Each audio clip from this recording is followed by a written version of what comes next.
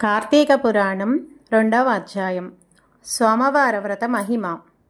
వశిష్ఠుడు జనక మహారాజుతో ఇలా అంటున్నాడు.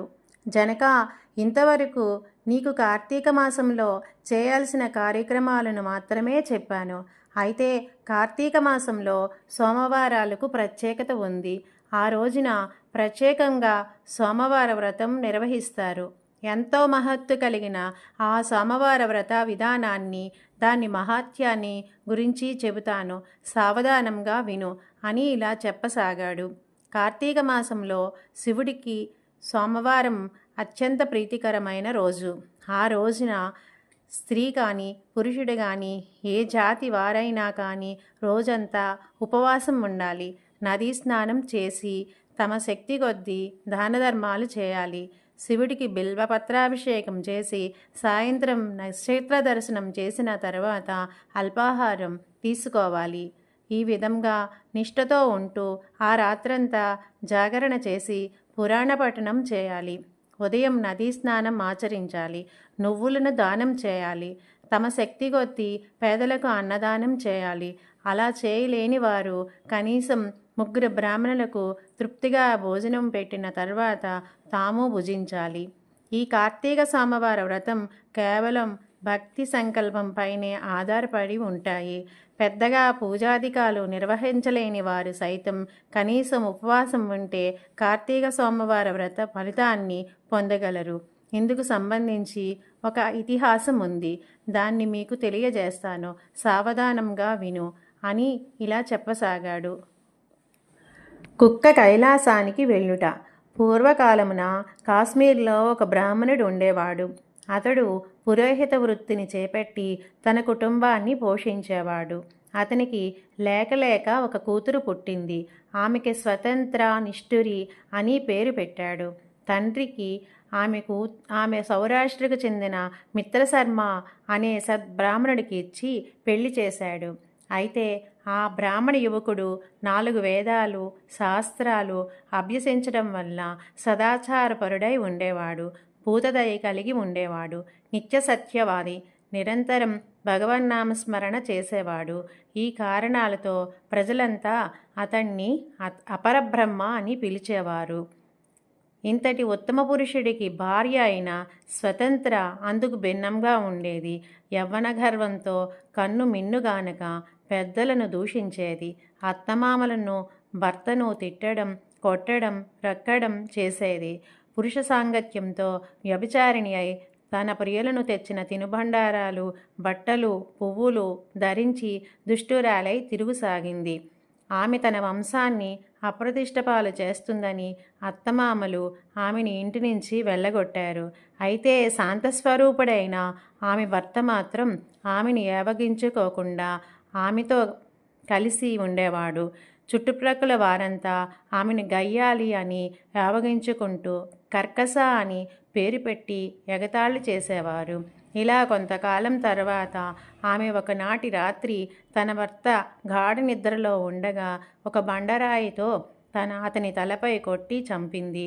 ఆ మృతదేహాన్ని అతిరహస్యంగా దొడ్డిదారిన ఊరి చివరకు తీసుకెళ్ళింది.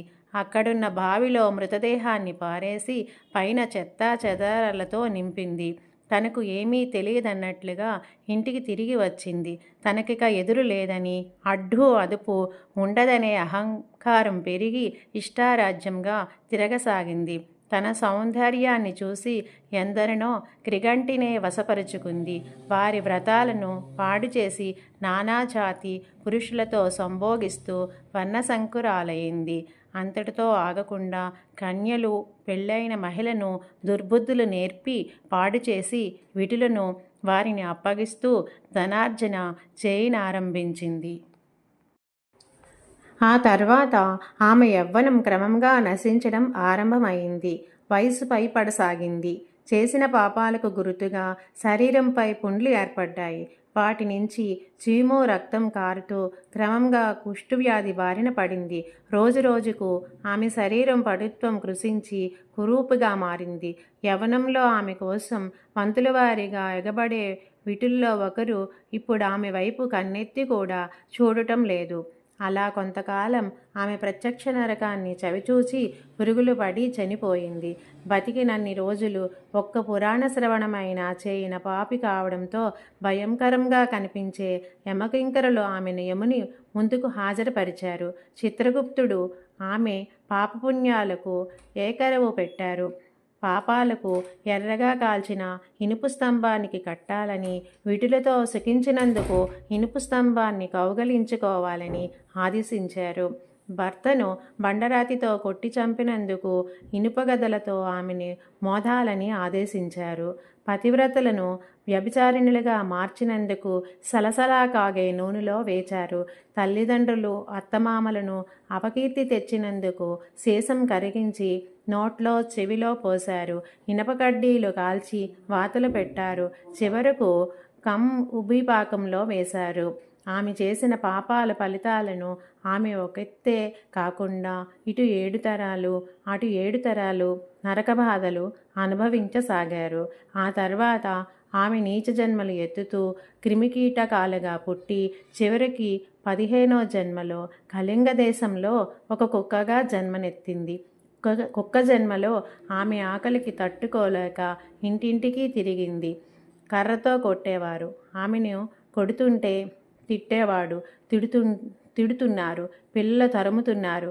అయితే ఒక బ్రాహ్మణుడు కార్తీక మాస సోమవార వ్రతం ఆచరించి ఉపవాసం ఉండి సాయంత్రం నక్షత్ర దర్శనం చేసి ఉపవాస విరమణ నిమిత్తం సిద్ధం చేసుకున్న అల్పాహారాన్ని అరుగుపై పెట్టి కాళ్ళు చేతులు కడుక్కునేందుకు వెళ్ళాడు. అయితే ఆ కుక్క గబగబా వెళ్ళి ఆ ఆహారాన్ని భుజించింది. వ్రతనిష్ట గరిష్ఠుడైన ఆ బ్రాహ్మణుడు పూజ నిదానముతో జరిపించిన బలి అన్నం కావడం, కార్తీక సోమవారం నాడు కుక్క ఆకలితో రోజంతా ఉపవాసం ఉండడము, శివపూజ పవిత్ర స్థానంలో ఆరగించడం వల్ల ఆ కుక్కకు పూర్వజన్మ విజ్ఞానం ఉద్భవించింది. వెంటనే ఆ కుక్క విప్రోత్తమా, నన్ను కాపాడము అని మొరపెట్టుకుంది. ఆ మాటలు బ్రాహ్మణుడికి ఆశ్చర్యాన్ని కలిగించింది. మనుష్యులెవరూ కనిపించకపోయేసరికి అంతా భ్రమ అనుకున్న ఆ విప్రుడికి మళ్ళీ మాటలు వినిపించాయి. రక్షించు రక్షించు అనే కేకలు వినిపించాయి. ఆ మాటలు కుక్క నుంచి వస్తున్నాయని గ్రహించిన బ్రాహ్మణుడు, ఎవరు నీవు, నీ వృత్తాంతమేమిటి అని ప్రశ్నించాడు. అంతా ఆ కుక్క తన వృత్తాంతాన్ని వివరించింది. 15 జన్మల క్రింద సద్బ్రాహ్మణుడికి భార్య అయిన తను వ్యభిచారం చేసిన తీరు, భర్తను చంపడం, వృద్ధాప్యంలో కుష్ఠవ్యాధితో దినదిన గండంగా బతికి చనిపోయిన తీరును, నరకంలో అనుభవించిన శిక్షలను గురించి వివరించింది. ఈరోజు మీరు కార్తీక సోమవారం వ్రతం చేసి ఇక్కడ పెట్టిన బలి అన్నం తినడం వల్ల నాకు జ్ఞానోదయం కలిగింది. కాబట్టి ఓ విప్రోత్తమ, నాకు మనోపహారంగా మీరు చేసిన కార్తీక సోమవార వ్రత ఫలమొక్కటి ఇచ్చి నాకు మోక్షం కలిగించు అని ప్రార్థించింది. దాంతో ఆ శునకం మీద జాలితో ఆ బ్రాహ్మణుడు తాను చేసిన కార్తీక సోమవార వ్రతంలో ఒకరోజు నాటి పొలాన్ని ఆమెకి దారపోశాడు. అలా చేసిన వెంటనే ఒక పుష్పక విమానం అక్కడకు చేరుకుంది. కుక్క తన జన్మకు చాలించింది. సూక్ష్మ దేహంలో పుష్పకాన్ని చేరింది. అటు నుంచి శివ సాన్నిధ్యాన్ని చేరుకుంది. ఇతి శ్రీ స్కాందపురాణే తర్గత వశిష్ఠ ప్రోక్త కార్తీక మాహాత్మ్యే 2వ అధ్యాయం సమాప్తం.